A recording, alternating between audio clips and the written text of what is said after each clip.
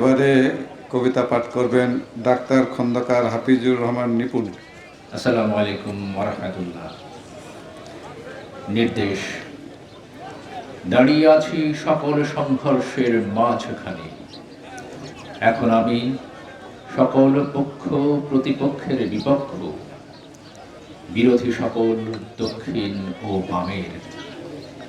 কেননা আমি আসত্তা একটি অবিভাজ্য সরলতার উত্তরাধিকার, প্রেমভার শাশ্বত বেদনার।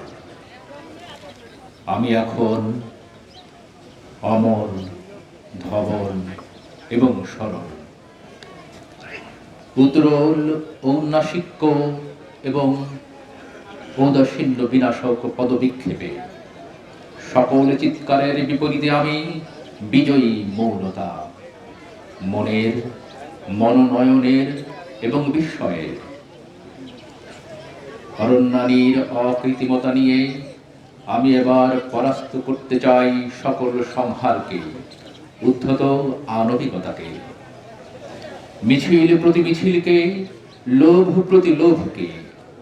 সুতরাং আমার কথা শোনো হে সংক্ষুব্ধ সভ্যতা, শান্ত হও।